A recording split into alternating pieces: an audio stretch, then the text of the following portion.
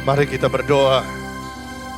Bapa di dalam surga, bersama umat-Mu yang ada di rumah mereka masing-masing atau dimanapun mereka berada, baik di Indonesia maupun di luar Indonesia, yang pada saat ini bersama-sama mengikuti ibadah secara online daripada gereja-Mu SLCC. Bapa, berfirmanlah kepada kami, berikan kekuatan kepada kami, karena Engkau adalah gunung batu kami, karena Engkau adalah kota benteng kami akan teguh. Dan firman-Mu adalah kekuatan, adalah penghiburan, penuh dengan janji-janji-Mu. Karena itu Tuhan berbicara kepada umat-Mu, dimanapun mereka menyaksikan tayangan ini. Terima kasih Tuhan Yesus, terpujilah nama-Mu, bagi segala kemuliaan, bagi kemuliaan, hormat, pujian bagi Engkau. Di dalam nama Bapa, Anak, dan Roh Kudus, dalam nama Tuhan Yesus. Haleluya. Sama-sama kita katakan, semua yang di rumah katakan amin. Kita beri tepuk tangan yang di rumah. Terima kasih guys, udah melayani sama-sama kita hari ini. Thank you semuanya. Selamat hari Minggu, kita ada di tanggal 29 Maret 2020. Senang bisa bertemu kembali di dalam ibadah SLCC. Kita masih melakukan ibadah secara online pada pagi hari ini. Dan selama beberapa minggu ke depan, beberapa bulan ke depan, sampai ada pengumuman resmi dari pihak yang berwenang atau pemerintah, maka kita baru tatap muka. Sementara belum itu kita akan beribadah secara online. Saya mengajak semua saudara yang menyaksikan tayangan ini untuk mengambil catatan. Saudara ambil Alkitab atau handphone saudara yang ada Alkitabnya. Saya akan mengajak saudara belajar firman sama-sama dari 1 Tesalonika 3 ayat 1 sampai 8. Saudara buka 1 Tesalonika 3 ayat 1 sampai ayat 8. Kalau saudara mau kasih judul firman Tuhan pada pagi hari ini adalah iman pemenang di masa susah. Iman pemenang di masa susah. 1 Tesalonika 3 ayat 1 sampai 8. Saya mengajak saudara-saudara yang di rumah menyaksikan tayangan ini membaca bersama-sama saya. Ayat yang pertama, kami tidak dapat tahan lagi. Karena itu kami mengambil keputusan untuk tinggal seorang diri di Athena. Lalu kami mengirim Timotius, saudara yang bekerja dengan kami untuk Allah dalam pemberitaan Injil Kristus. Untuk menguatkan hatimu dan menasihatkan kamu tentang imanmu. Supaya jangan ada orang yang goyang imannya karena kesusahan-kesusahan ini. Kamu sendiri tahu bahwa kita ditentukan untuk itu. Sebab juga waktu kami bersama-sama dengan kamu, telah kami katakan kepada kamu bahwa kita akan mengalami kesusahan. Dan hal itu seperti kamu tahu telah terjadi. Itulah sebabnya maka aku karena tidak dapat tahan lagi, telah mengirim dia supaya aku tahu tentang imanmu. Karena aku khawatir kalau kamu telah dicobai oleh si penggoda dan kalau usaha kami menjadi sia-sia. Tetapi sekarang setelah Timotius datang kembali dari kamu dan membawa kabar yang menggembirakan tentang imanmu dan kasihmu dan bahwa kamu selalu menaruh kenangan-kenangan yang baik akan kami dan ingin untuk berjumpa dengan kami seperti kami juga ingin untuk berjumpa dengan kamu. Maka kami juga saudara-saudara dalam segala kesesakan dan kesukaran kami menjadi terhibur oleh kamu, oleh imanmu. Sekarang kami hidup kembali asal saja kamu teguh berdiri di dalam Tuhan. Dan saudara-saudara yang dikasihi Tuhan, di dalam minggu-minggu terakhir ini, di dalam 2 minggu, 3 minggu terakhir ini, ketika kita bangun pagi, tiba-tiba kita tersadar bahwa dunia kita sudah berubah. Kita belum pernah ada di dalam keadaan seperti sekarang. Kita belum pernah ada di keadaan yang tidak pernah kita bayangkan seperti saat ini. Kita mulai mendengar istilah-istilah yang sebelumnya kita belum pernah dengar. Istilah-istilah seperti pandemi, global pandemi. Kita nggak pernah dengar atau jarang dengar. Kita biasanya mendengar istilah epidemi. Epidemi adalah penyebaran suatu penyakit di sebuah wilayah, sifatnya lokal. Kalau pandemi adalah penyebaran suatu penyakit yang bersifat global. Maka kita tahu bahwa hari-hari ini sedang terjadi global pandemi. Yang dimulai, suatu penyakit yang dimulai di pasar, di kota Wuhan, di daerah Tiongkok. Lalu hari ini telah menyebar merata ke seluruh planet bumi. Termasuk di negeri kita yang kita cintai, Indonesia. Akhirnya semua negara dibuat repot, saudara dan saya repot, dan seluruh dunia menjadi repot. Dan kita setiap hari mendengar banyak yang meninggal, banyak yang tertular, dan ada juga yang sembuh, kita bersyukur. Meskipun demikian, karena tingkat penularannya sangat tinggi, maka banyak orang harus mengkarantina dirinya sendiri. Pemerintah sudah dengan bijak menentukan stay at home atau di rumah saja. Selain kita belajar pandemi, kita tiba-tiba belajar istilah yang kita nggak pernah dengar sebelumnya. Social distancing. Social distancing adalah saudara menjaga jarak dengan saya menjaga jarak dengan saudara. Kita yang biasanya bersalaman sebagai adat orang timur, tiba-tiba kita tidak bersalaman.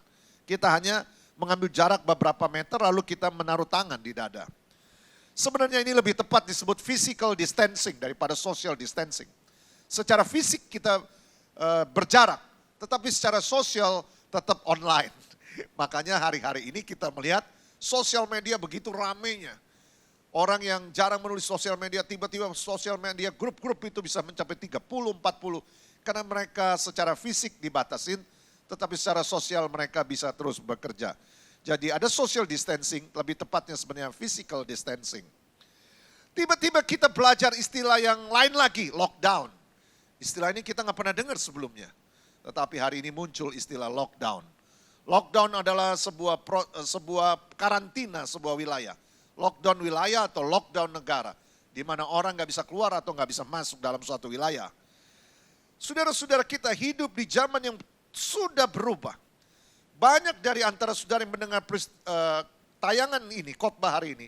Saudara dan saya tidak pernah hidup seperti sekarang ini. Tiba-tiba sekolah ditutup dan gak tanggung-tanggung tutupnya. Dan pemerintah mungkin memutuskan sampai tanggal 29 Mei masa darurat ini. Jadi tidak sekolah sampai berbulan-bulan. Bukan karena libur tetapi force major. Kita juga melihat bagaimana tiba-tiba pusat perbelanjaan, mal dan sebagainya menjadi sepi. Restoran-restoran menjadi sepi. Dan kita melihat tiba-tiba orang pada merebut atau mengejar apa yang namanya masker. Masker menjadi barang langka hari-hari ini. Hand sanitizer menjadi kebutuhan. Bagaimana cara mencuci tangan, bagaimana praktek-praktek kesehatan. Semuanya baik, tapi semuanya belum pernah terjadi selama ini. Dunia kita berubah. Hidup kita berubah karena dunia kita berubah. Kalau kita naik pesawat, pesawat juga jarang yang naik pesawat sekarang, meskipun domestik. Kalau dulu kita naik pesawat, kita melihat 1-2 orang aja pakai masker. Hari ini di dalam pesawat semua pakai masker. Dulu kita ngelihat orang 1-2 pakai masker di dalam pesawat, kita bilang aneh. Tapi hari ini kalau ada orang gak pakai masker di dalam pesawat, kita bilang itu aneh. Zaman kita berubah. Kita belajar bagaimana kita harus ada di rumah dan bukan berhari-hari tapi berminggu-minggu bahkan berbulan-bulan. Itulah kehidupan kita hari-hari ini. Semua ini menciptakan kekhawatiran karena adanya ketidakpastian. Sampai kapan? Tidak ada yang tahu. Bisa berminggu-minggu, bisa berbulan-bulan, dan bisa lebih daripada itu. Semua ini disebabkan oleh sejenis mikroba kecil yang disebut COVID-19. Itu adalah kependekan dari coronavirus disease. 19-nya dari 2019. Jadi penyakit yang disebabkan oleh virus corona yang dimulai tahun 2019. Saudara-saudara, tentu saja hal ini berdampak pada situasi ekonomi. Ketidakmenentuan mengakibatkan ekonomi berdampak. Pengusaha-pengusaha bingung tidak bisa memproduksi barangnya atau melakukan jasanya. Karyawan-karyawan harus dikarantina di rumah. Dan karyawan juga bingung. Banyak di antara mereka yang bertanya-tanya akan masa depannya. Bukan cuma karyawan yang bertanya-tanya akan masa depannya. Tetapi pengusaha-pengusaha juga bertanya akan masa depannya. Semua perubahan dan kejadian ini sedang kita alami hari-hari ini. Itulah sebabnya khotbah pagi hari ini saya mengambil topik atau tema iman pemenang di masa kesusahan. Mari kita periksa sama-sama apa yang Rasul Paulus katakan kepada jemaat di Tesalonika. Di dalam ayat pertama sampai ayat ketiga, kita baca, kita ulangi lagi. Kami tidak dapat tahan lagi, karena itu kami mengambil keputusan untuk tinggal seorang diri di Athena. Lalu kami mengirim Timotius, saudara yang bekerja dengan kami untuk Allah dalam pemberitaan Injil Kristus, untuk menguatkan hatimu dan menasihatkan kamu tentang imanmu. Perhatikan ayat 3.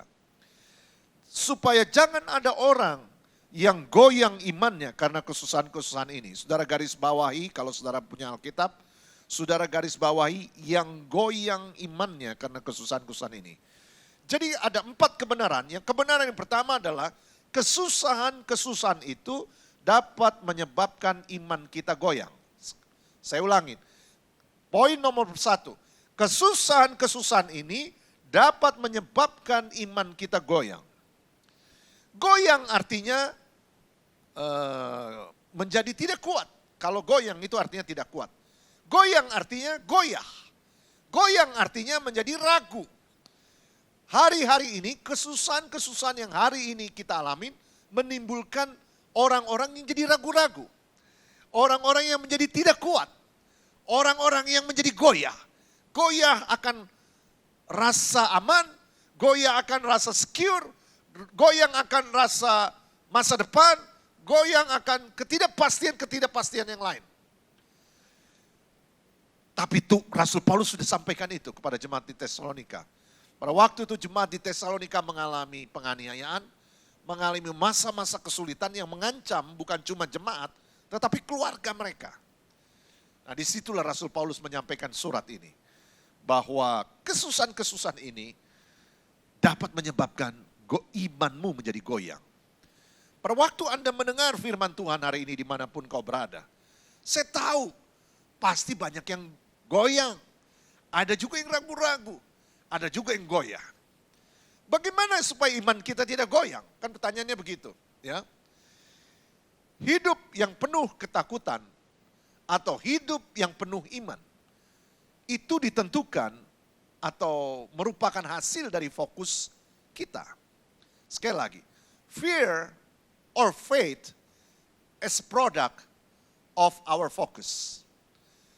Ketakutan ataukah hidup yang penuh iman merupakan hasil dari apa yang kita fokuskan. Kalau hari-hari yang saudara sedang alami hari-hari ini, saudara fokus kepada semua berita-berita melalui sosial media. Saudara pantengin tuh tiap saat. Tiap saat saudara pantengin berita. Saudara baik melalui portal resmi, lalu ada teori konspirasi, lalu ada forward WA yang belum tentu kebenarannya. Setiap menit saudara pantengin itu. Maka gak usah heran, karena saudara fokus pada hal-hal seperti itu. Hidup Anda menjadi penuh kekhawatiran dan ketakutan. Saudara pada waktu di rumah, saudara fokus pada kesusahannya. Kenapa saya di rumah terus? Bosan. Makan tidur. Lalu gak ngapa-ngapain. Saudara menjadi ketakutan.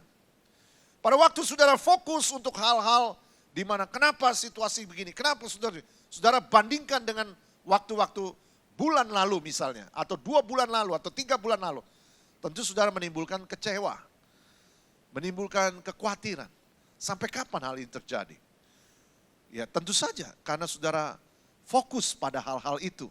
Sehingga fokusmu menentukan hasilmu, ketakutan atau iman. Tapi kalau saudara fokus kepada kemahakuasaan Tuhan, tidak ada satu pun peristiwa di bumi sekecil apapun yang lolos dari pantauan Tuhan. Yang Tuhan tidak tahu. Tidak ada satu pun peristiwa di bumi ini yang Tuhan gak tahu. Kalau saudara fokus pada kemahakuasaan Allah, bahwa Tuhan maha kuasa, bahwa dia mengatur alam semesta, bahwa dia pencipta langit dan bumi, bahwa bumi adalah tumpuan kakinya, maka kita tenang bahwa semua masih di dalam kontrol Tuhan. Kalau kita fokus kepada janji-janji Tuhan, Misalnya contoh Roma 8 ayat 28. Bahwa segala sesuatu diizinkan terjadi untuk mendatangkan kebaikan bagi kita semua yang mempercayai Tuhan. Maka kita menjadi tenang. Jadi fear or faith as a result of our focus. Apakah saudara hidupnya penuh ketakutan ataukah hidupnya oleh iman? Tergantung dari fokus saudara. Fokus saudara dari mana? Apa yang kamu input? Kalau kamu input ke dalam pikiranmu, itu apa yang kamu input? Inputmu menentukan outputmu. That's it. Nah, saudara-saudara yang dikasihi Tuhan, jadi kita belajar hari ini bahwa fear or faith as a result of our focus. Inputmu menentukan outputmu. Apa yang saudara input? Di saat-saat seperti ini harus balance. Bukan berarti kita menutup diri dari semua berita-berita. Tetapi jangan sampai berita-berita itu lebih banyak daripada kekuatan di dalam Tuhan. Saya menganjurkan saat-saat seperti gini, saudara lebih dekat kepada istri, kepada anak-anak, saudara lebih dekat kepada Tuhan. Sementara saudara tekun tetap di rumah saja. Di dalam Alkitab ada 16 ayat bagaimana karantina itu. Karantina sering kali muncul di dalam perjanjian lama. Ada 16 ayat. Nah saudara, peristiwa karantina pertama tentu saja waktu Nuh harus masukin dirinya ke dalam bahtera. Pada waktu itu dia mengajak semua orang untuk masuk dalam bahtera. Karantina. Waktu itu bukan rumah tapi bahtera. Tapi semua orang tidak mau. Mereka lebih asik di luar. Dan mereka kena musibah. Yaitu air bah besar memenuhi bumi. Yesaya 26 ayat 20 mengatakan, mari bangsaku, masuklah ke dalam kamarmu, tutuplah pintumu sesudah engkau masuk. Bersembunyilah barang sesaat lamanya, sampai amarah itu berlalu. Itu adalah self karantina. Semua disuruh masuk ke dalam rumahnya masing-masing. Go home my people, and lock your doors. Hide yourself for a little while until the Lord's anger has passed. Kita melihat di sini bahwa ada waktu-waktunya kita harus stay di rumah untuk menghindari wabah ini.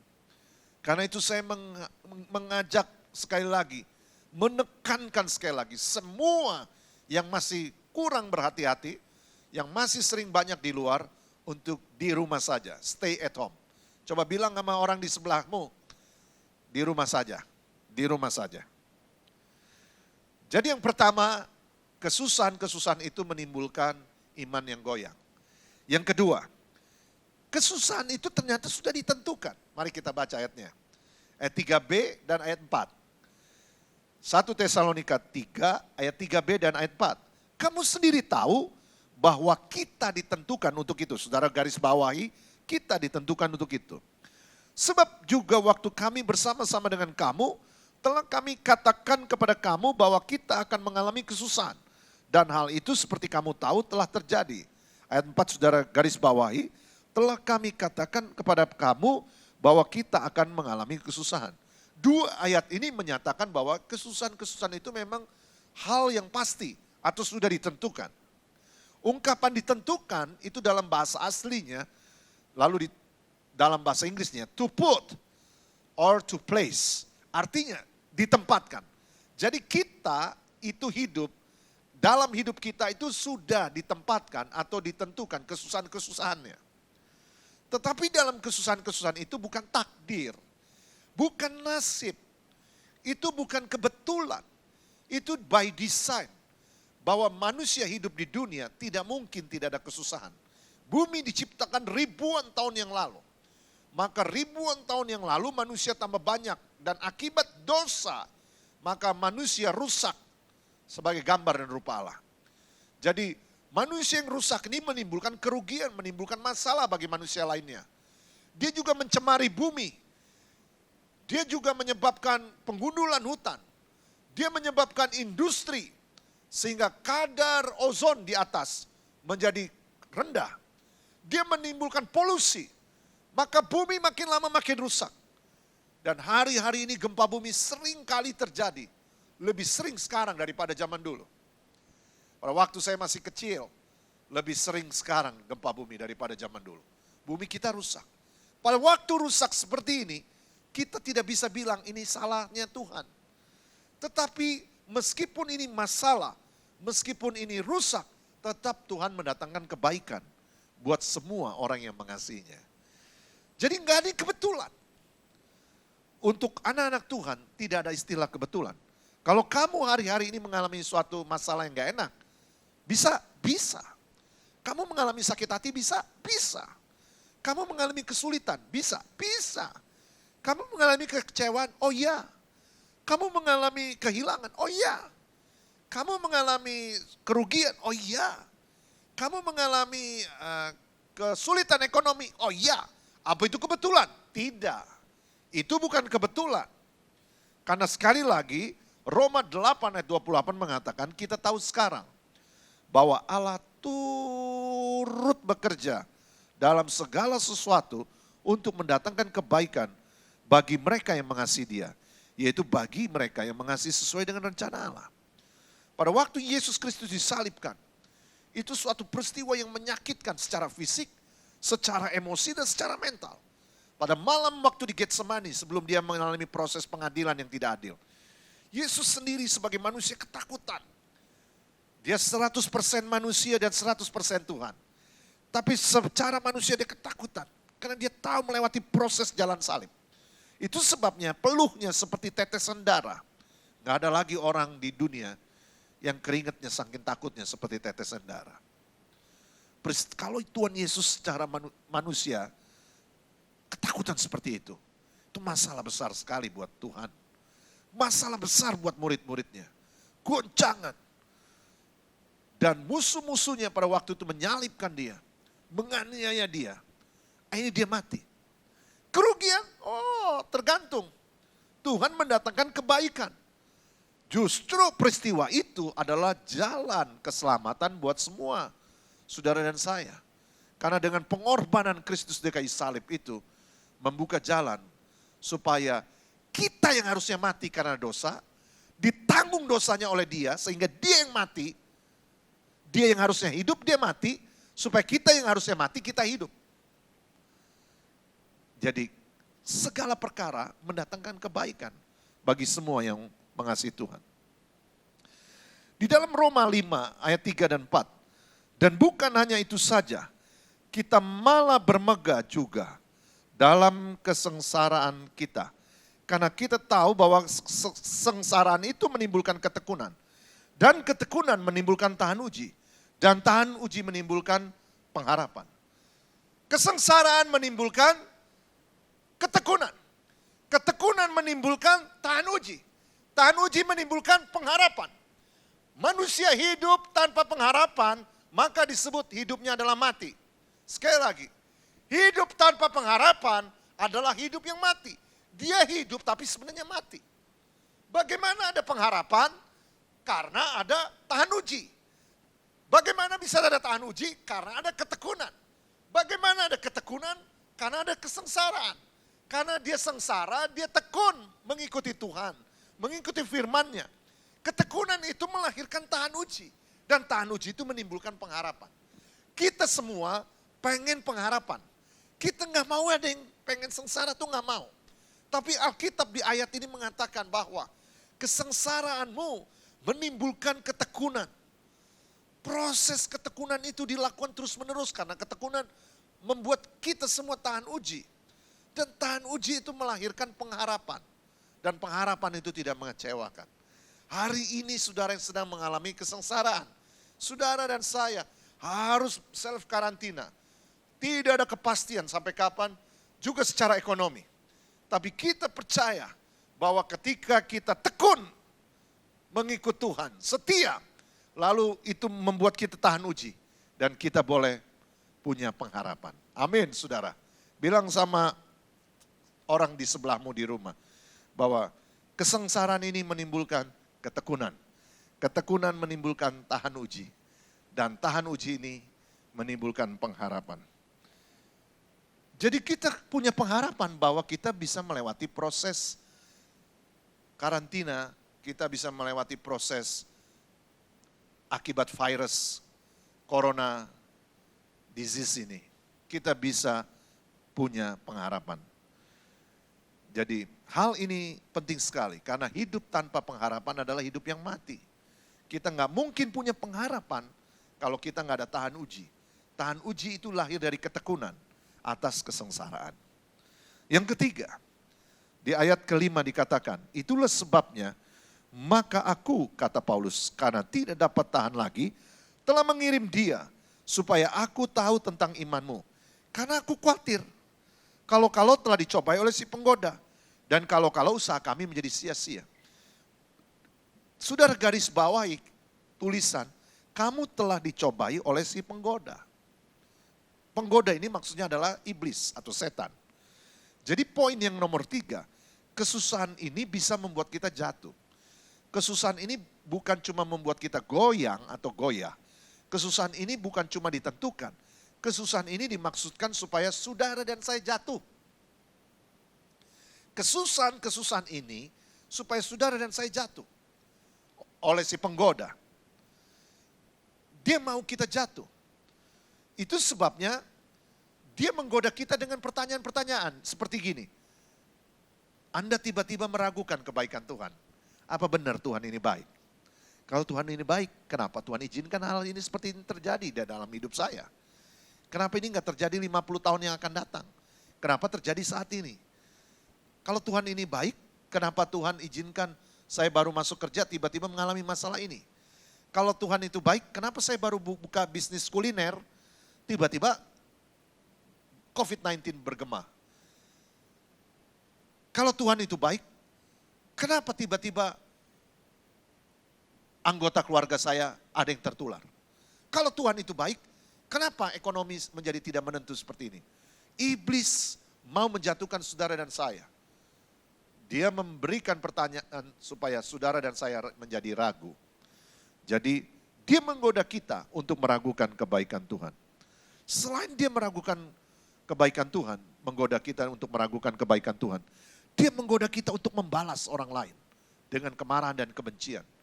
Lalu kita mulai caci maki si A, kita mulai caci maki si B, kita mulai menyalahkan si ini, kita mulai menyalahkan si itu. Hari ini setelah engkau mendengar firman ini, jangan terjebak kepada godaan si iblis yang mau kita membalas orang lain dengan kemarahan dan kebencian. Triknya supaya kita digoda, supaya kita jatuh. Rasul Paulus ingetin kita, ayat yang dia katakan, kamu telah dicobai oleh si penggoda, dan kalau usaha kami menjadi sia-sia. Selain dia mencobai kita untuk meragukan kebaikan Tuhan, selain dia menggoda kita untuk membalas orang lain yang merugikan kita dengan kemarahan dan kebencian, dia juga menggoda kita untuk putus asa, untuk menyerah. Kita menjadi putus asa, patah semangat. Ya nggak jelas lah situasi seperti ini. Ya nasib, ya udah nggak bisa apa-apa. Ya udahlah, udah hidup aja udah bagus. Lalu saudara putus asa, saudara nggak mau lagi belajar, saudara tidak mau menyesuaikan diri, saudara menjadi kecewa. Sebenarnya menjadi patah semangat. Kata-kata patah semangat, kata-kata putus asa. Itu adalah tipuan. Dia sedang menggoda kita. Mungkin hari-hari ini saudara menghadapi kesulitan dalam bisnismu. Mungkin hari-hari ini saudara sedang mengalami kesulitan dalam pekerjaanmu. Saudara menjadi putus asa. Saudara menjadi ketakutan. Saudara menjadi meragukan Tuhan. Itu adalah godaan dari si penggoda. Supaya saudara jatuh. Itu 3 hal itu atau yang tadi meragukan kebaikan Tuhan, membalas kejahatan kepada orang lain, lalu putus asa dan menyerah adalah yang sangat dikhawatirkan Rasul Paulus terjadi kepada jemaat di Tesalonika. Pada waktu jemaat Tesalonika diuji atau dicobai dengan penganiayaan yang mengancam keluarganya. Yang terakhir, di dalam ayat 6. Tetapi sekarang setelah Timotius datang kembali dari kamu dan membawa kabar yang menggembirakan tentang imanmu. Saudara garis bawahi, membawa kabar yang menggembirakan tentang imanmu. Dan kasihmu, dan bahwa kamu selalu menaruh kenang-kenangan yang baik akan kami dan ingin untuk berjumpa dengan kami. Seperti kami juga ingin untuk berjumpa dengan kamu. Di sini Rasul Paulus mengatakan bahwa kita dapat mengatasi pencobaan kita dengan iman. Iman yang macam apa?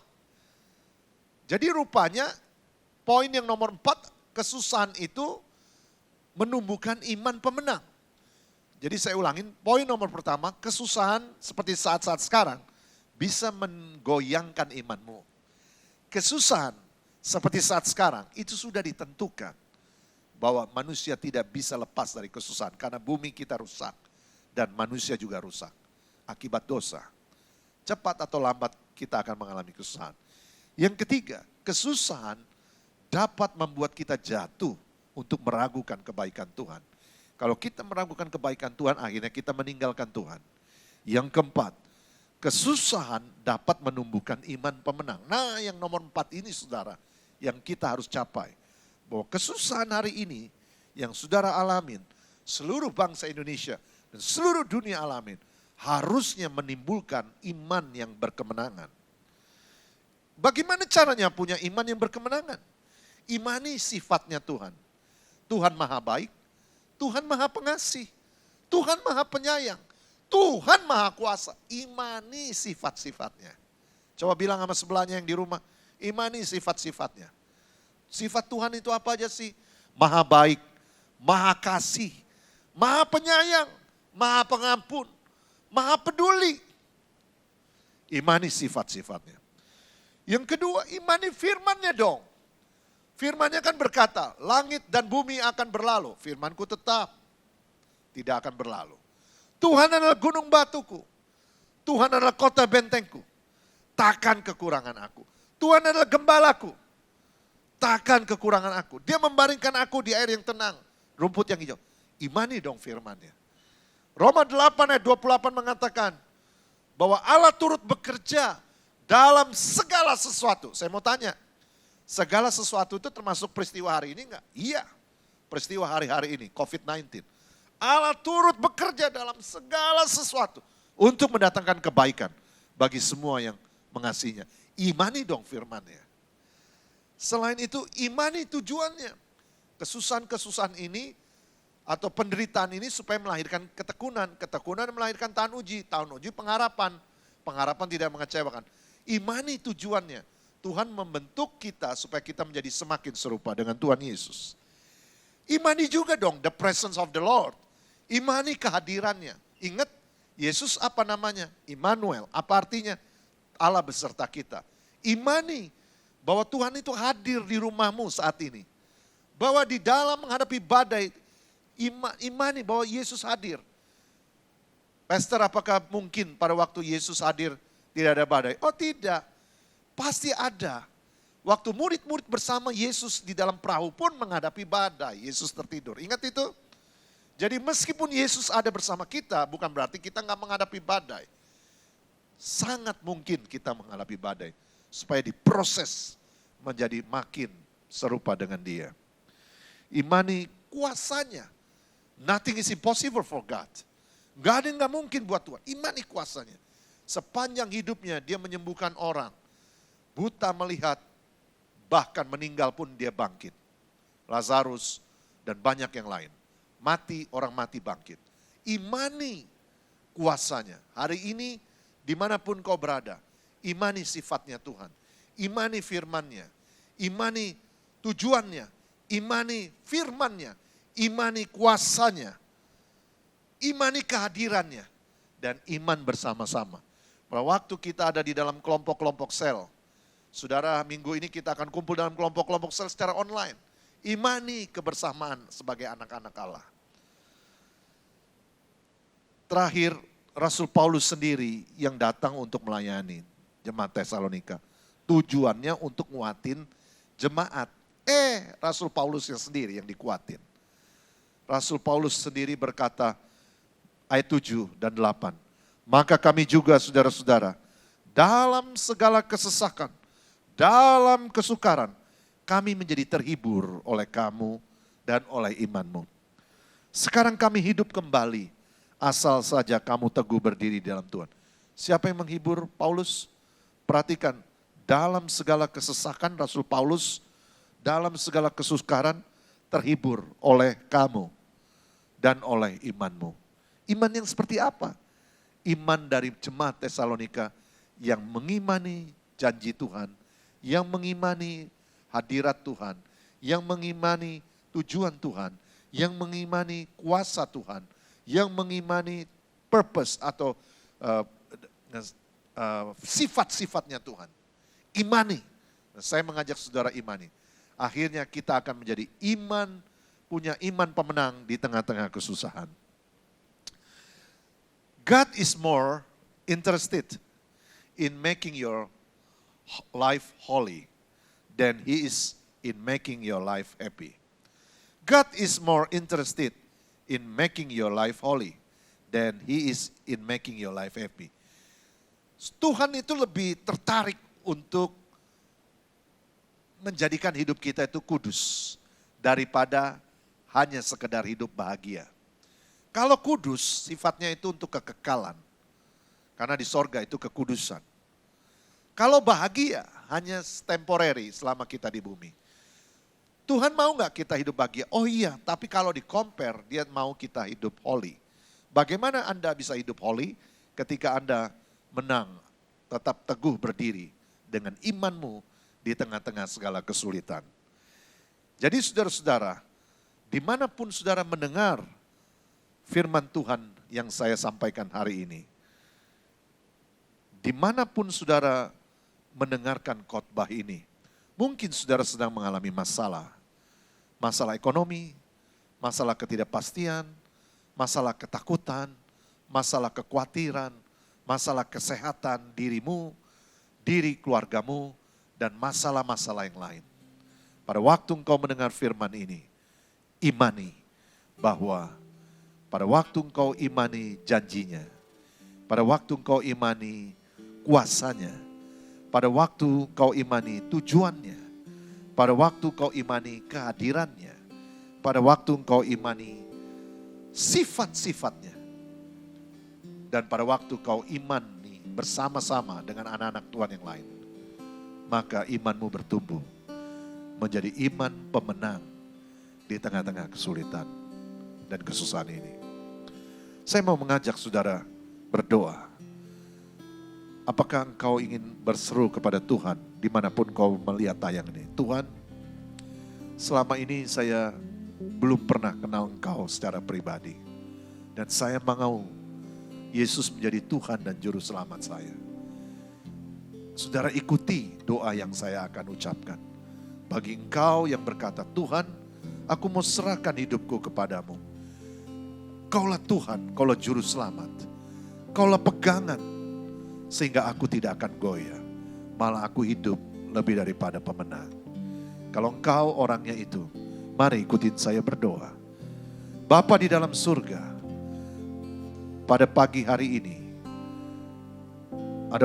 atau pada waktu kapan saja YouTube ini disampaikan. Saat ini, aku mengundang Engkau Yesus Kristus sebagai Tuhan dan Juru Selamat dalam hidupku. Aku mengakui bahwa aku lemah, bahwa aku debu, bahwa aku tidak bisa apa-apa. Karena itu aku mau serahkan hidupku di dalam tangan-Mu. Mari Yesus Kristus, Kaulah Tuhan dan Juru Selamatku. Kuserahkan hidupku kepadamu, mulai hari ini dan selama-lamanya. Engkau Yesus Kristus, aku mengakuimu dengan sepenuh hati, dengan sepenuh jiwa, dengan sepenuh pikiran. Dan mulutku berkata bahwa Engkau Yesus Kristus Tuhan dan Juru Selamatku. Dalam nama Yesus. Amin. Saudara-saudara dikasihi Tuhan, apa yang kamu fokuskan, itu yang kamu hasilkan. Apa yang kamu input ke dalam pikiranmu, matamu, telingamu, itulah hidupmu. Jaga baik-baik hatimu. Kalau saudara diberkati dengan firman Tuhan hari ini, atau saudara membutuhkan pertolongan melalui doa, atau saudara membutuhkan bimbingan lebih lanjut, saudara bisa menghubungi nomor yang tertera di tayangan ini. Maka ada orang-orang yang akan mendoakan saudara dan akan membimbing saudara. Terima kasih, mari kita bangkit berdiri dan kita akan akhiri ibadah kita. Bapa di dalam surga, Namamu adalah nama di atas segala nama. Di bawah kolong langit ini, tidak ada nama lain yang diberikan kepadanya manusia diselamatkan selain nama Yesus Kristus. Demikian firman-Mu berkata, Kaulah Alfa, Kaulah Omega, Kau yang sudah ada di awal dan yang di akhir. Tidak ada satu peristiwa yang terjadi di bumi lepas atau luput dari perhatian-Mu. Everything is under your control. Nothing is impossible untuk Tuhan. Karena itu kami pegang janji-Mu. Kami pegang sifat-sifat-Mu. Kami pegang tujuan-Mu yang selalu baik bagi kami. Kami pegang kehadiran-Mu selalu hadir. Omnipresence. Dan kami pegang kekuasaan-Mu yang unlimited. Yang tidak terhingga. Yang maha kuasa. Terima kasih Tuhan. Berkati setiap umat-Mu yang menyaksikan tayangan ini dimanapun mereka berada.